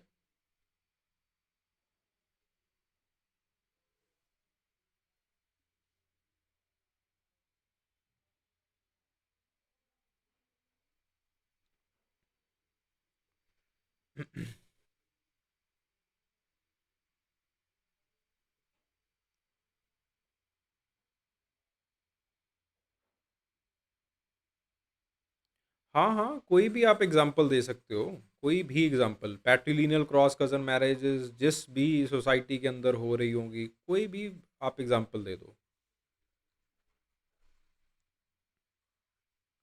ठीक है जी? डायग्राम ड्रॉ करना बहुत ईज़ी है। तो जब आप पैट्रिलिनियल क्रॉस कज़न मैरिज की बात कर रहे हो, तो सिंपल सी बात है कि आपके पास जो है वो 3 ऐसे ट्रायंगल ड्रॉ कर लो दैट रिप्रेजेंट्स द मेल, और फिर जो है वो इस तरह से सर्कल्स ड्रॉ कर लो, फिर उसके बाद ट्रायंगल ड्रॉ कर लो। इस तरह से सॉरी, तो इस तरह से जो है वो चीज़ों को ड्रॉ करते जाओ। फिर उसमें बेसिकली अगर इस तरह से आपने भाई-बहन बनाए हैं, तो नीचे वाले इस तरह से भाई-बहन बनेंगे। ठीक है? Got the point? फिर उसके बाद आपके पास जो है वो तीसरे वाले जो है वो इस तरह से ये लगा देना। ठीक है? इनको जो है वो शादी करवा देना। ठीक है? देन उसके बाद भाई-बहन हो गए, फिर अब शादी की बारी आ गई। ठीक है? ये भाई-बहन हो गए, सॉरी, ये जो है वो इनकी शादी हो गई, अब भाई-बहन की बारी आ गई। इनकी शादी हो गई, अब जो है वो भाई-बहन की बारी आ गई। ठीक है? इस तरह से आगे की तरफ जो है वो आपको चलते जाना है। ठीक है? इसको रखना कि इसको याद रखना कि अगर पहला ही आपको याद करना पड़ेगा ये, ठीक है? ये आपके पास जो है वो दोनों, अगर यहाँ पे जो है वो भाई-बहन बन रहे हैं, शादी होगी, भाई-बहन बनेंगे, ठीक है? इस चीज़ को थोड़ा-सा बस आपको याद रखना पड़ेगा। फिर उसके बाद अल्टरनेटिवली ऐसे ही सर्कल ड्रॉ करते जाने हैं, ठीक है? भाई-बहन बन रहे हैं, शादी होगी, भाई-बहन बन रहे हैं, शादी होगी, और बीच में से ऐसे कनेक्ट कर देना, जैसे मैंने यहाँ पे कनेक्ट किया है, ठीक है? ऐसे कनेक्ट करना, ठीक है? तो eventually you will find out कि आपके पास जो है वो पैट्रिलिनियल क्रॉस कज़न मैरिज का डायग्राम जो है वो बहुत ईज़िली बना चुके हो, ओके? फिर उसके बाद जो है वो जब अगली बारी आती है असिमेट्रिकल एक्सचेंज की, असिमेट्रिकल एक्सचेंज के अंदर बेसिकली अब देखो यहाँ पे क्या किया था, ट्रायंगल के नीचे आपने ट्रायंगल ड्रॉ किया था, ठीक है ना? अब आपको क्या करना है, ट्रायंगल और सर्कल जो है वो अल्टरनेटिव ड्रॉ करना है, और बाकी चीज़ें सेम है। और आपके पास जो है वो बहुत इजीली देखेंगे आप कि ये जो डायग्राम है वो आप रिक्रिएट कर रहे हो। ठीक है? जो चीज़ें जितनी डिफ़िकल्ट होती हैं ना देखने में, उतनी आसान निकलती हैं। ठीक है? तो आप सर्कल ड्रॉ करो, स्क्वायर ड्रॉ करो, सर्कल ड्रॉ करो, ठीक है? Circle, sorry, triangle, circle, triangle, circle, triangle, ठीक है? तो फिर जो है वो आपके पास भाई-बहन बना दिए, शादी कर दी, ठीक है? इस तरह से आगे चलते जाना है। फिर उसके बाद जो है वो अगला आपको ये अल्टरनेटिव, अगर यहाँ पे क्या हो रही है, यहाँ पे आपकी शादी हो रही है, सॉरी, यहाँ पे भाई-बहन बन रहे हैं, आपकी शादी हो गई, ठीक है? भाई-बहन बन गए, ऐसे, ठीक है? इन दोनों के बीच में इस तरह से रिश्ता बना देना है। So eventually you will see कि you are very easily recreating this diagram, ठीक है? तो ये डायग्राम को रिक्रिएट करना बहुत ईज़ी है। 1-2 बार जस्ट पेन कॉपी लेके बना के देखो, जैसे मैंने सजेस्ट किया है। सिर्फ़ याद इतना सा रखना है, मैट्रिलिनियल क्रॉस कज़न मैरिजेज़ जो कि असिमेट्रिकल एक्सचेंज है, उसके अंदर ये अल्टरनेटिव स्ट्रक्चर, असिमेट्रिकल स्ट्रक्चर बनाना है, ठीक है? जो आपके पास सिमेट्रिकल एक्सचेंज होगा, उसके अंदर जो है वो ट्रायंगल के नीचे ट्रायंगल लगेगा। That is it. इतना सा अगर आप समझ लेते हो, तो भई डायग्राम बहुत ईज़िली बन जाता है आपका, ठीक है? इतना डिफ़िकल्ट जो देखने में लगता है, वो बहुत ही ईज़ी है, बहुत ही तेज़ी से बना पाओगे फिर, ठीक है? बस इतना सा देखना होगा कि कहाँ पे बनाना है, कहाँ पे नहीं बनाना, ठीक है? देन उसके बाद कॉम्प्लेक्स सिस्टम है, कॉम्प्लेक्स सिस्टम के अंदर सेमी कॉम्प्लेक्स है, और देन उसके बाद टैबूड सिस्टम आ जाता है, नेगेटिव रूल्स वाला सिस्टम आ जाता है, ठीक है? तो एक क्रो ओमाहा सिस्टम आता है जो कि क्रो और ओमाहा ट्राइब के अंदर जो है वो लागू होता है, एंड देन जो मॉडर्न के अंदर जो है वो लागू होता है, ठीक है? अब ये जो है वो इनके क्रिटिसिज्म्स हैं। पहला क्रिटिसिज्म होम और श्नाइडर करते हैं। होम और श्नाइडर बेसिकली ये कहते हैं, the rules of the cross cousin marriages they are independent of the particular descent lineage of the society. ठीक है, state that the sentiment that are generated in the lineality makes the matrilineal cross cousin marriage more stable. ठीक है, वो कहते हैं कि ऐसा कुछ अलायंस वलायंस नहीं होता है, देखो जिसके साथ प्यार होता है आपको, आप उसके साथ ही शादी करते हो। ठीक है, और डेविड श्नाइडर कहते हैं क्योंकि जो आपके पास पैट्रीलिनियल सोसाइटी है, पैट्रीलिनियल सोसाइटी में ज़्यादातर देखा जाता है कि मैट्रीलिनियल क्रॉस कज़न मैरिज होती है, या फिर मामा जो है वो लड़की जो है वो ढूंढ के देता है। ठीक है, तो उसका कारण डेविड श्नाइडर ये कहते हैं कि आपके पास जो पैट्री लाइन है, जो फादर वाली लाइन है, वो सारी की सारी जो है वो बच्चे की परवरिश डिसिप्लिन के साथ करती है। ठीक है? जो डिसिप्लिन है वो सारा का सारा चाचा और ताया जो है वो बच्चे को सिखाते हैं। तो जो प्यार सिखाना है या फिर जो प्यार का सिंबल है वो मामा के साथ जुड़ता है। जिसकी वजह से अक्सर ये देखा जाता है कि जो मामा साइड वाली मैरिजेज़ होती हैं या फिर मैट्री साइड वाली मैरिजेज़ होती हैं, पैट्रीलिनियल सोसाइटी के अंदर वो ज़्यादा फ़ेवर की जाती हैं। ठीक है? तो ये जो है वो होम और श्नाइडर का मानना है, डेविड श्नाइडर का खास करके मानना है। फिर उसके बाद स्ट्रक्चरल फंक्शनिस्ट जो है, जैसे रेडक्लिफ ब्राउन, गूडी, मेयर फोर्टिस्ट, ये सब लोग यही कहते हैं कि आपके पास ये जो थ्योरी है, ये कंसैंग्यूनिटी और एफिनिटी को काउंटरपोज करती है, लेकिन ऐसा है नहीं। ठीक है, तो ये कहते हैं कि बेसिकली जो ज़्यादातर चीज़ें हैं वो डिसेंट डिसाइड करता है। जैसे इंडिया के अंदर है, इंडिया के अंदर आपकी कास्ट लगभग सारी चीज़ें डिसाइड कर देगी कि कहाँ पे आप रहोगे और किसके साथ आप शादी करोगे। ठीक है? तो इसमें ये नहीं देखा जाएगा कि आप मामा साइड से शादी करोगे, ये करोगे, वो करोगे। पहली बात जो कही जाएगी वो यही कही जाएगी कि अपनी जाति के अंदर शादी करोगे। आप कहाँ पे रहोगे, वो भी आपकी जाति ही तय कर देगी। और आपकी जाति कहाँ से आती है? आपकी फादर लाइन से आती है। तो आपके पास जो है वो रेडक्लिफ ब्राउन कहते हैं कि ऐसे कंसैंग्यूनिटी और एफिनिटी को काउंटरपोज नहीं कर सकते हम लोग। वो दोनों चीजें जो हैं वो एक दूसरे के विरोधाभास में नहीं हैं। ये क्या कहते हैं? इनकी स्टार्टिंग लाइन है कि कंसैंग्यूनिटी और एफिनिटी ऑपोजिशंस हैं, बाइनरी ऑपोजिशंस हैं। ठीक है, कि जिसके साथ आपका लहू का रिश्ता जुड़ता होगा, वहां से आप जो है वो शादी नहीं करोगे। ठीक है, तो लेकिन रेडक्लिफ ब्राउन कहते हैं कि इंडिया की सोसाइटी देख लो, आप जाति कहाँ से ले रहे हो? पिता से ले रहे हो, और वही जाति ये तय करेगी कि आप कहाँ पे शादी करोगे। तो दोनों विरोधाभास में कैसे हुई? दोनों ऑपोजिशंस में कैसे हुई? दोनों तो कॉम्प्लीमेंट्री बन गई। ठीक है, और कॉम्प्लीमेंट्री कैसे बनी? डिसेंट ने ये डिसाइड करना है कि आपकी शादी कहाँ पे होगी। आपके फादर साहब ये डिसाइड करेंगे कि बच्चे का रिश्ता कहाँ पे करके आना है। ठीक है? तो आपके पास जो है स्ट्रक्चरल फंक्शनिस्ट इस चीज़ को खारिज करते हैं कि आप काउंटरपोज़ नहीं कर सकते। 2 कॉम्प्लीमेंट्री चीज़ें हैं, 2 अलग-अलग चीज़ें नहीं हैं। लीच, ये सबसे इम्पोर्टेंट क्रिटिसिज़्म है।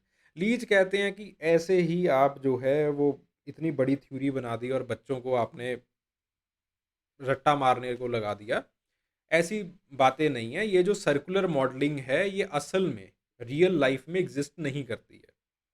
लोग एक दूसरे के साथ इसलिए अलायंस बनाते हैं बिकॉज़ वो एक दूसरे के साथ जो है वो नेबरर होते हैं।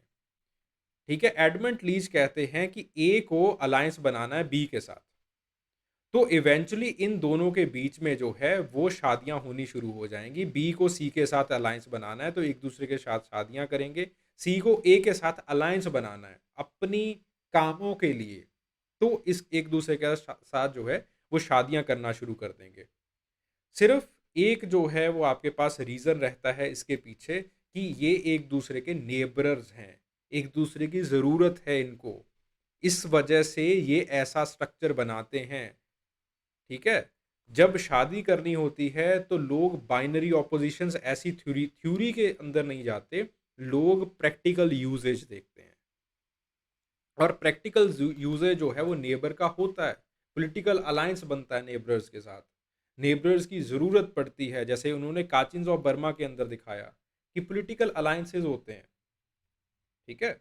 और पॉलिटिकल अलायंसेस टूटते जुड़ते रहते हैं, जिसकी वजह से ये जो सर्कल है वो मूव करता रहता है। सर्कल किसी बाइनरी ऑपोजिशन के कारण मूव नहीं करता है, वो उनकी यूटिलिटी के कारण मूव करता है, ठीक है? So these are the three major major criticisms, इनको याद रखना है भाई, ठीक है जी? Got the point. एक क्वेश्चन और लिखते हैं, ठीक है? ये बहुत आसान क्वेश्चन है। Write a detailed note on the polyandry societies, छोड़ो इसको, ठीक है? इसको मैं वैसे दे दूंगा आपको, वैसे एक बार आप एक बार इसको पढ़ ज़रूर लेना, ठीक है? एडवांटेज क्या है पोलियंड्री के, डिसएडवांटेज क्या है, भाई इन चीज़ों को एक बार देख लेना, ठीक है? और हाँ, रीजंस फॉर पोलियंड्री, ठीक है? इन चीज़ों को लिखना ज़रूरी होता है। डी एन मजूमदार ने ये रीज़न दिया है, जैसे खासाज ऑफ जॉनसर बरवा के अंदर जो है, वो आपके पास इन्फेंटिसाइड की वजह से सेक्स रेशो डिस्टर्ब हो गई थी, ठीक है? मैथोलॉजीज का इन्फ्लुएंस है खासाज के अंदर, जैसे आपके पास जो है वो कहते हैं कि हम पांडवा के वंशज हैं, तो इन चीज़ों को लिखना ज़रूरी होता है, रीजंस थ्योरीज लिखनी ज़रूरी है, ठीक है?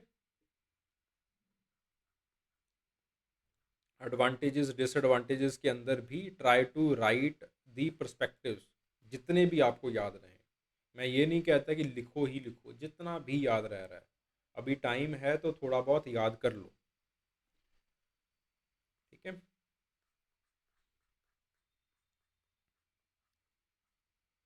Okay, ways of acquiring mate, ये तो ये भी क्या ही लिखवाना। अच्छा हाँ, ये लिखो यार, वेज ऑफ एक्वायरिंग मेट, इसके अंदर बच्चे थ्योरी नहीं लिखते हैं, ठीक है? That why you need certain mechanisms for acquiring mates, mate selection के लिए, ठीक है? अब देखो, इसके अंदर एक तो है कि आप वेज लिख सकते हो कि क्या तरीके हैं, ठीक है? जैसे इलोपमेंट एक तरीका हो गया, ठीक है? प्रोबेशन एक तरीका हो गया, बच्चे बहुत सारे बढ़िया बढ़िया तरीके लिख देते हैं, ठीक है?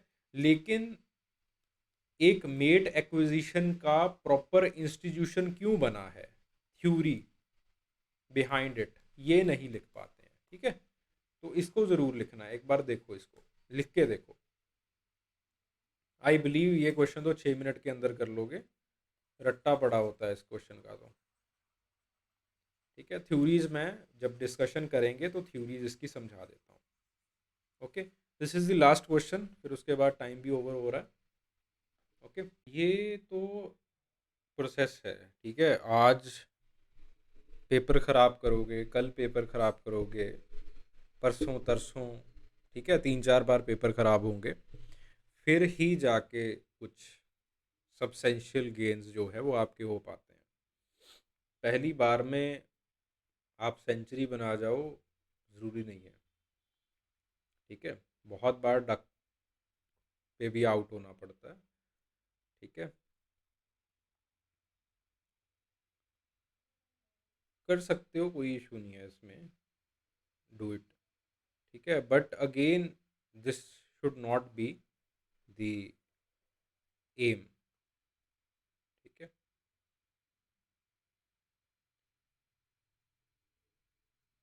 चलिए, ओके। बाकी भी जो आपके पास हमारे पार्टिसिपेंट्स हैं, you should also participate in the discussion group, ठीक है? कोई भी दिक्कत आती है, कोई भी इशू है, ठीक है? कोई भी डाउट है, whether it is academic related और टाइम मैनेजमेंट में दिक्कत है, कुछ भी है, ठीक है? You need someone to talk. और ख़ास करके यूपीएससी की जर्नी तो कुछ ऐसी रहती है कि आप अक्सर अकेले पड़ जाते हैं, ठीक है? तो कोई दिक्कत वाली बात नहीं है, I am available for you, कोई इशू नहीं है। आप जो है वो कोई इशू आ रहा है प्रेपरेशन में, उसकी दिक्कत कर, उसकी बात जो है वो कर सकते हैं, ठीक है? सो वेज ऑफ एक्वायरिंग मेट, ये क्वेश्चन इसलिए ज़्यादा इंपॉर्टेंट हो जाता है क्योंकि दुनिया की हर एक सोसाइटी के अंदर देयर आर सर्टन वेज, ठीक है, फॉर द मेट एक्विजिशन और द मेट सिलेक्शन, ठीक है? दुनिया की हर एक सोसाइटी में ऐसा है, मेट एक्विजिशन और मेट सिलेक्शन के लिए अलग अलग तरीके बनाए गए हैं, अलग अलग इंस्टीट्यूशंस बनाए गए हैं। जैसे फॉर एग्जांपल इंडिया की सोसाइटी के अंदर हमारे पास बिचौलिए होते हैं। ठीक है। ओके। तो हमारे पास बिचौलिए हैं, मिडल मैन है। और ऑन दी अदर हैंड अगर हम वेस्टर्न सोसाइटीज़ की बात करें या फिर हम चेंज की बात करें, so we have apps, dating apps बन गई हैं। अगर हम ट्रेडिशनल सोसाइटी की बात करें तो वहाँ पे प्रॉपर जो आपके पास फेयर्स हुआ करते थे, प्रॉपर कई बार ट्रायल्स हुआ करते थे फॉर द मेट सिलेक्शन। ठीक है। वहाँ पे सिलेक्शन बाय प्रोबेशन होती है कि कुछ देर लड़का जो है वो लड़की के घर में जाके काम करता है। तो लड़की का पिता देखता है कि हाँ, काम काज करने लायक है ये लड़का, ठीक है, कोई बुरी आदत नहीं है इसको। ठीक है। तो मैरिज बाय प्रोबेशन होती है। पंजाब की कोई जो पुरानी सोसाइटी थी उसके अंदर अगर लड़का जो है वो देखना होता था लड़की के साथ जो है वो शादी के योग्य है या नहीं, तो कई बार लड़की का जो भाई है वो लड़के के घर में थोड़ा टाइम रह के आता था, लड़के के चाल चलन देखता था कि हाँ ठीक ठाक है लड़का या नहीं। तो दुनिया की कोई भी सोसाइटी ले लो, कोई भी सोसाइटी ले लो, उसमें there will be certain ways of acquiring mate. ठीक है। लड़को लड़का किस तरह से लड़की ढूंढ सकता है, लड़की किस तरह से लड़का ढूंढ सकती है, उसके प्रॉपर मेथड्स हैं। आजकल एप्स हैं। ठीक है। उससे पहले कॉलेजेस हुआ करते थे। ओके। तो कॉलेजेस में अगेन एजुकेशन तो साथ में थी ही, लेकिन मेड सिलेक्शन के प्रोसीजर्स भी थे। ठीक है। आजकल स्कूल्स में भी हैं खैर। तो एनीवेज, तो आपके पास जो है वो दुनिया की हर एक सोसाइटी में ये मेड सिलेक्शन का प्रोसीजर, मेड सिलेक्शन के वेज जो है वो रहते हैं। तो at least you should know why. तो ये सवाल आगे पूछा जा सकता है आपसे कि मेड सिलेक्शन क्यों है हर एक सोसाइटी में, यूनिवर्सल क्यों है। ठीक है। अभी तक यूपीएससी सिर्फ ये थी कि मैरिज यूनिवर्सल क्यों है, फैमिली यूनिवर्सल है या नहीं है, ये पूछ रही थी। तो मेड सिलेक्शन से भी हम ऐसा कुछ एक्सपेक्ट कर सकते हैं। तो वो मैं आपको समझा देता हूँ। बाकी वेज ऑफ मेड सिलेक्शन तो आप सब लोग जानते हो, bride capture, bride price, cousin marriage, trial marriage, ठीक है, सेल्फ चॉइस मैरिज जो कि आजकल होती है, अरेंज्ड मैरिज। ठीक है। ये तो आप सबको पता है, इसको मैं यहाँ पे ज़्यादा डिस्कस नहीं करूँगा। जो डिस्कशन रहेगा वो ये रहेगा कि वे द थ्योरीज और the perspectives on the made selection. So EB Tyler का पर्सपेक्टिव है कि लोग जो है वो अपने कल्चरल नॉर्म्स को, प्रैक्टिसेस को प्रिजर्व करने के लिए मेड सिलेक्शन का प्रोसीजर जो है वो इतना एक्सप्लिसिट बनाते हैं। ठीक है। तो आपकी कल्चरल प्रैक्टिसेस हैं, जैसे आपके पास जो है वो आपके कुछ फोक लोर्स हैं, कल्चरल प्रैक्टिसेस हैं, कोई आप तो आप चाहते हैं कि वैसी ही कल्चरल प्रैक्टिसेस वाली जो लड़की है या फिर लड़का जो है वो हमें मिले। ठीक है। तो इवेंचुअली आप जो है वो वैसा ही मेट सिलेक्शन ढूंढते हो। देन उसके बाद ब्रॉन्सा मरीनोस की आ जाते हैं। ब्रॉन्सा मरीनोस की कहते हैं कि जो आपके पास मेड सिलेक्शन है, ये आपका जो फैमिली का सोशल स्टेचर है, फैमिली का जो सोशल स्टेटस है, उसको इन्हांस करने के लिए या फिर मेंटेन करने के लिए ये वेज बनाए गए हैं कि लड़की जो है वो उसका घर छोटा ना हो, या फिर जो लड़का है उसका घर छोटा ना हो। ठीक है। तो आपका स्टेटस आप इन्हांस करना चाहते हो या फिर वो स्टेटस मेंटेन करना चाहते हो, for that mate selection procedures are there. ठीक है। देन उसके बाद जॉर्ज मर्डॉक आ जाते हैं। जॉर्ज मर्डॉक अक्सर हर एक थ्योरी की तरह हर जगह हाथ पैर मारते फिरते हैं। तो वो कहते हैं कि इकोनॉमिक रिसोर्सेज के लिए, एज प्रेफरेंस के लिए, फिजिकल अट्रैक्टिवनेस के लिए, कल्चरल नॉर्म्स को प्रिजर्व करने के लिए आपके पास प्रॉपर प्रोसीजर जो है वो मेड सिलेक्शन के बनाए गए हैं। देन उसके बाद क्लॉड लेवी स्ट्रॉस जो है वो कहते हैं कि आप अलायंस क्रिएट करना चाहते हो, इसलिए मेट सिलेक्शन के प्रॉपर प्रोसीजर्स हैं। फिर उसके बाद रॉबर्ट फॉक्स आ जाते हैं। रॉबिन फॉक्स कहते हैं कि लोग जो है वो इस तरह के मेट्स चूज़ करना चाहते हैं जो ना ही बहुत दूर हों, ना ही बहुत नज़दीक हों, वो इन ब्रीडिंग को भी अवॉइड करना चाहते हैं, बिकॉज इन ब्रीडिंग के नेगेटिव कंसिक्वेंसेज होते हैं, और वो जो है वो बहुत दूर भी नहीं जाना चाहते, because they are afraid of alienness. ठीक है जी। तो आपके पास जो है वो दोनों, रॉबिन फॉक्स जो है वो कहते हैं कि इस तरह से आपका मेट सिलेक्शन का प्रोसीजर बनाया गया है, ताकि जो मेट्स हैं वो ज़्यादा दूर भी ना हो, नज़दीक भी ना हो। ठीक है। और डेविड बस जो है वो कहते हैं कि आपके पास एक एवोल्यूशनरी जो है वो प्रेशर से मेट सिलेक्शन जो है वो दुनिया में हर जगह पे ड्रिवन होता है। ठीक है। तो आप जो है वो अपना जो भी पार्टनर चूज़ करना चाहते हो, उसमें आप रिप्रोडक्शन में जो है वो आप सक्सेसफुल होना चाहते हो, और आप इंश्योर करना चाहते हो कि आपकी जो ऑफस्प्रिंग्स हैं वो सरवाइव करें।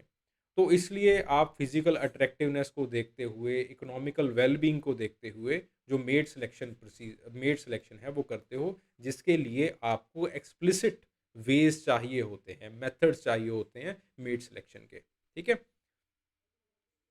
सो बेसिकली इरावती कारवे कहती हैं कि ये सारी चीज़ें के साथ जो है वो इंटरवाइंड होती हैं, social structure, kinship rules, cultural norms.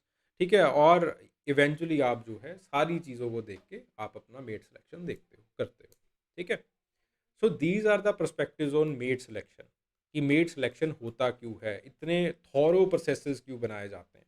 जैसे इंडिया के अंदर है, ठीक है, जैसे ही लड़की ब्याने लायक हो जाएगी, 26-27 की हो जाएगी, या फिर एटलीस्ट 24-25 की हो जाएगी, लड़के लड़का ढूंढना शुरू कर देंगे। ठीक है, कि 2-3 साल तो लग ही जाएंगे हमें। इतना बड़ा प्रोसीजर क्यों रहता है? ठीक है। तो आपके पास जो है वो, वी कैन सी हियर। ठीक है। सो वेज ऑफ एक्वायरिंग मेट जो है वो मैंने नीचे लिख दिए हैं प्रॉपरली। अरेंज्ड मैरिज है, जैसे फॉर एग्जांपल अरेंज मैरिज के ऊपर बायगा ट्राइब के अंदर जो है वो एल्विन का काम है। ठीक है। सेल्फ चॉइस मैरिज होती है, हेमेंड्रॉफ का जो है वो आपके पास गोंड्स के अंदर इस सेल्फ चॉइस मैरिज के ऊपर काम है। ब्राइड कैप्चर होती है, जैसे आपके पास एससी रॉय का काम है, मुंडा ट्राइब के अंदर उन्होंने कैप्चरिंग को किस तरह से स्टेज किया जाता है उसको दिखाया है। फिर उसके बाद ब्राइड प्राइस है, के एस सिंह का काम है ब्राइड प्राइस के अंदर हो के अंदर, कि किस तरह से पहले ब्राइड प्राइस लिया जाता है। अगर ब्राइड प्राइस नहीं है लड़के के पास, तो लड़के को आके वहाँ पे काम करना पड़ता है। ठीक है। तो मैरिज बाय प्रोबेशन, ये जो है वो ब्राइड प्राइस का ही एक छोटा सा हिस्सा बन जाता है, क्योंकि अक्सर पावर्टी के कारण लड़का पैसे नहीं चुका पाता, ब्राइड प्राइस नहीं दे पाता। तो फिर जो है वो फादर कहता है कि कोई दिक्कत नहीं है, आप मेरे पास आके काम करना शुरू कर दो। तो लड़का जितना पैसा चुकाना होता है उतनी देर फादर के साथ स्पेंड करता है, काम करता है उसका। ठीक है। फिर उसके बाद जो है वो आपके पास क्रॉस कज़न और पैरेलल कज़न मैरिजेस आ जाती हैं। इरावती कारवे का जो है वो टोडास के अंदर यहाँ पे काम है क्रॉस कज़न मैरिजेस में। फिर उसके बाद ट्रायल मैरिजेस आ जाती हैं एन के बोस का संतल ट्राइब के अंदर यहाँ पे काम। ठीक है। तो उन्होंने डॉक्यूमेंट किया है ट्रायल मैरिजेस को। ट्रायल मैरिजेस कुछ नहीं है, बेसिकली पहले लड़का लड़की और उसके पेरेंट्स भी कई बार जो है वो साथ में इन्वॉल्व होते हैं, वो रहते हैं साथ में, और इवेंचुअली वो अपनी ट्यूनिंग देखते हैं कि ठीक ठाक चल रहा है सब कुछ, और अगर सब कुछ बढ़िया हो तो शादी हो जाती है। So trial marriage, marriage by probation, it is just like living in relationships. ठीक है। तो असेंस दोनों का सेम रहता है। Got the point?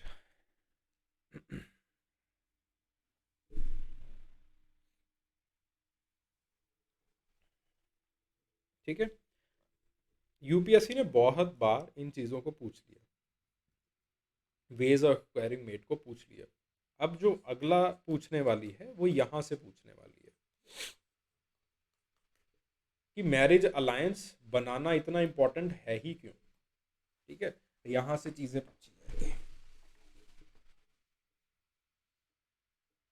Okay, anybody having any kind of doubt?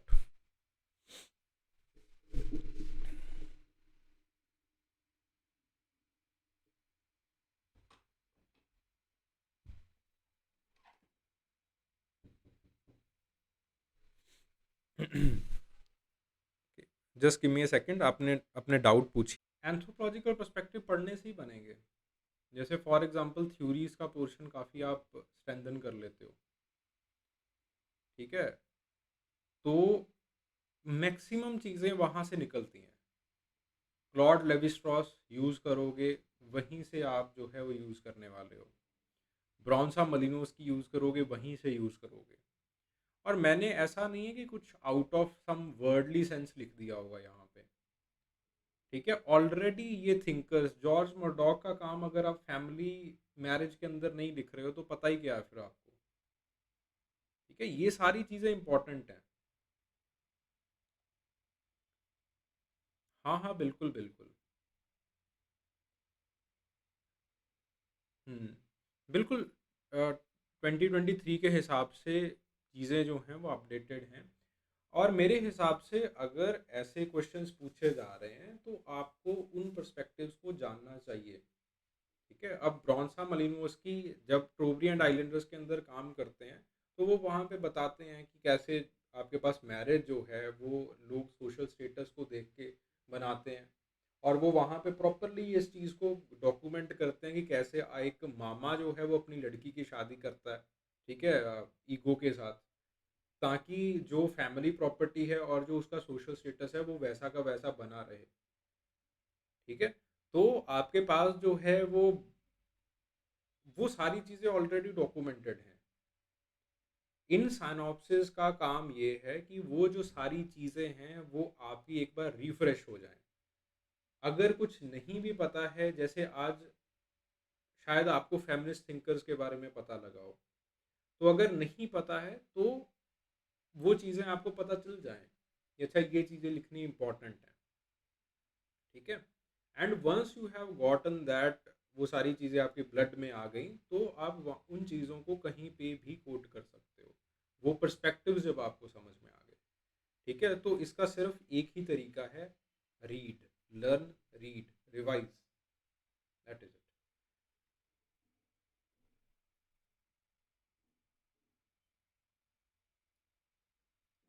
Newspaper से पिक कर सकते हो।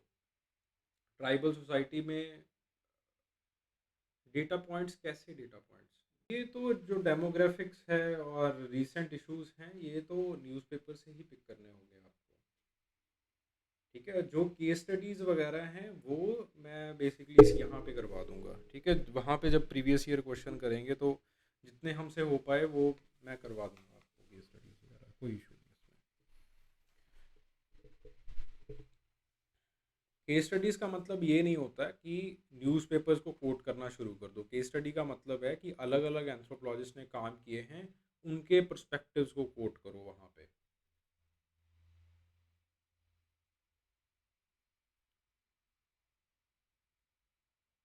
Newspaper is a good source, ठीक है?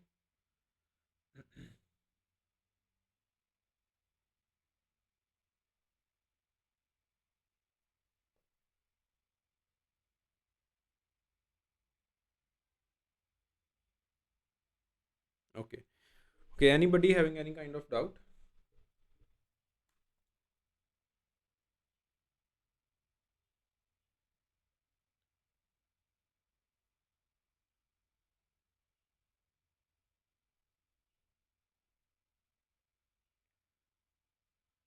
ओके, ओके, चलिए, चलिए, थैंक यू वेरी मच, ठीक है, फॉर ज्वाइनिंग मी है। कल जो है वो इस पीडीएफ को मैं आपको भेज दूंगा। अगर कुछ भी इधर उधर आपको लग रहा होगा एक्स्ट्रा करने वाला, या फिर कोई भी डाउट हुआ, तो भाई वो पूछ लेना यहीं पे इसी डिस्कशन ग्रुप के अंदर, ठीक है? हो सकता है कि थोड़ा बहुत मैं लेट हो जाऊं, उसके लिए एडवांस में माफ़ी, ठीक है? तो सब्र रखना थोड़ा सा, ठीक है? चलिए, ओके, ओके बच्चे, थैंक यू वेरी मच।